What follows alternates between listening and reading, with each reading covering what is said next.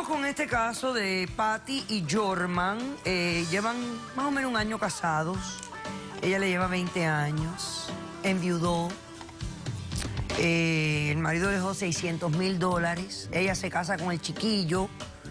Y entonces comienzan una odisea sexual que termina realmente en una tortura para él. Pero está dispuesta a desestimarlo todo por tal de que él continúe sometiéndose al sexo violento que a ella le gusta. Ok, vamos a pasar a nuestros expertos, a la doctora abogada de inmigración Magali Sosa, a la psicóloga Geisha Menéndez y al señor Aníbal Fernández, que es técnico de Shams, y a la bailarina Shams Fire Goddess. Esto de Shams me imagino que tiene que ser en la cama de clavo, expertos en camas de clavo. Buenas tardes. Buenas tardes. Ok. Mira, vamos a hablar primero con los expertos de la cama de clavo para hablar sobre estos temas, para que ustedes en sus casas, cuando vayan a ver estas cosas, tengamos un poquito de sentido común. Estas cosas lo hacen los expertos, no lo hace cualquiera. Usted no puede ir a su casa a montar una cama de clavo porque va a terminar en el hospital.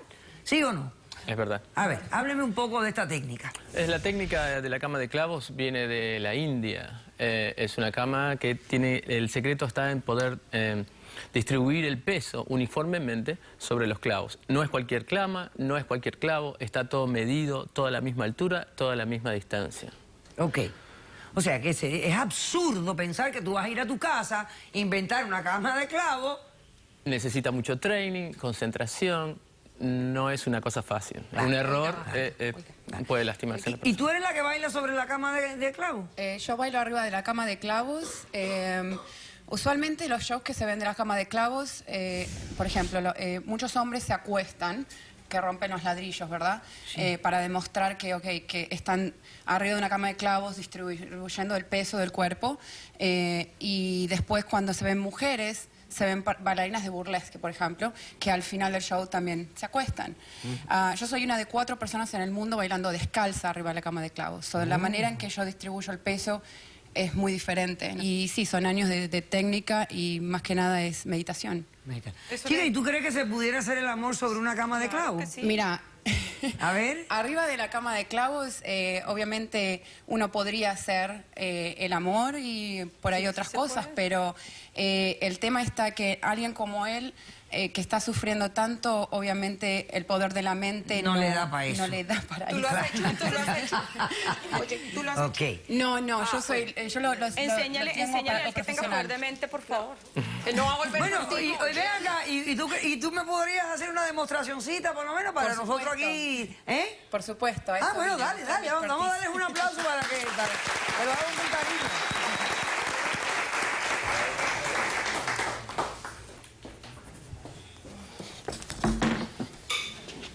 Bueno, espérate. Vamos a comprobar que de verdad hay clavo. Porque nada, hombre, ¿verdad? Tenemos que cerciorarnos que, de hecho, esos son clavos. A ver.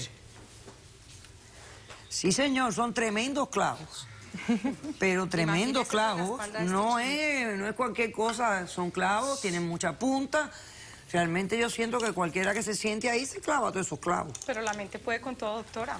Sí, pero no la tuya, hija. Que pero usted ni siquiera la cubría, Ok, mire, perfecto. Mire. Ok, bueno, pues entonces veamos la demostración de la cama de clavos.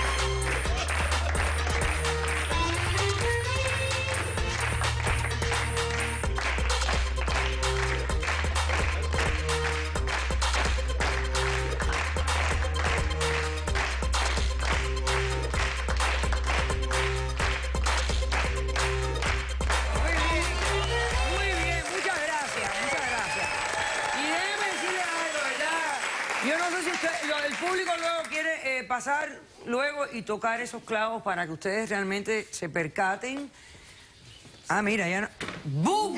Ya. Ahí está de claro el peso de una manzana y una naranja. O sea, esto lo puede hacer nada más que un profesional. No lo puede usted incorporar en su vida sexual. Hágame el favor. Muchísimas gracias. Muchas gracias. Muchas gracias por venir. Ok.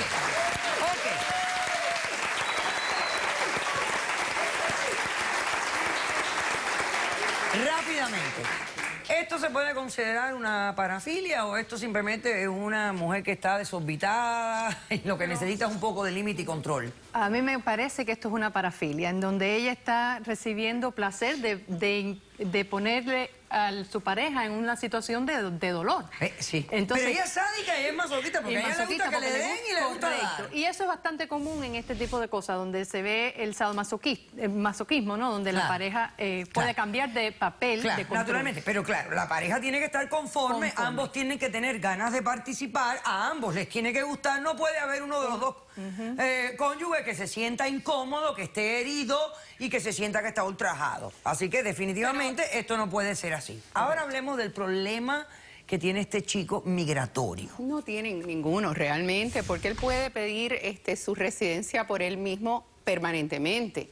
Él deberá demostrar que él entra en el matrimonio legítimamente, legítimo, se enamoró de ella, sí, y que a raíz de que hubo un divorcio, porque él va a sufrir una situación extrema de penuria si lo deportan de Estados Unidos. Entonces, obviamente, la situación que él está pasando, o sea, que el divorcio no le afectaría. Para nada. En este momento ya tiene su temporaria. Totalmente, ni siquiera el caso que tiene ahora mismo, o sea, eso con el testimonio que ella ha dado se cae, o sea, no, absolutamente, que yo le voy a dar a él copia de estas imágenes para que él la lleve a la corte de violencia doméstica y se escuche el testimonio de ella, de que ella lo único que le pasó fue que no terminó de hacerle el amor. Claro. Pero que no es víctima de violencia doméstica, eso debe desestimarle el caso de violencia doméstica y liberarlo a él. Decisión del caso. Te concedo el divorcio porque tu matrimonio está irremediablemente roto y tú eres una sádica. Le concedo los $20,000 a él porque me imagino que algo le tienes que dar por todo el abuso que le cometiste. Y estás libre para buscar tu residencia permanente. Como viste, no tienes ningún problema. Tu matrimonio fue legítimo al principio. Buena suerte, hija. Tú te vas a tener que buscar, yo no sé ni qué te vas a tener que buscar tú como pareja sexual. Pero no es justo porque él lo disfrutaba desde un principio. Tú sabes, a mí me parece que tú te debes de comprar una camita de claves y pararte de cabeza ahí todos los días. He dicho, caso cerrado. Hacemos un receso y regresamos con más de Caso Cerrado.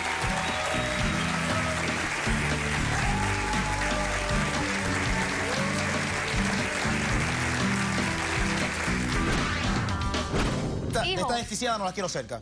No la quiero cerca porque una desquiciada, doctora. La niña empieza a llorar y llora, llora y llora. Ella viene, me toma a la niña, se la lleva para el cuarto, 10, 15 minutos, la niña tranquila. Y la niña se calma con él. La niña se calma, doctora. Así yo me crié. Mi mamá me lo hacía a mí cuando era chiquita. Me lo has contado de una manera que estoy aquí temblando, pensando en que tengo que pedirle evidencia a producción. Un masajito, doctora. Pregúntele a ella dónde el masaje, doctora. Caso cerrado.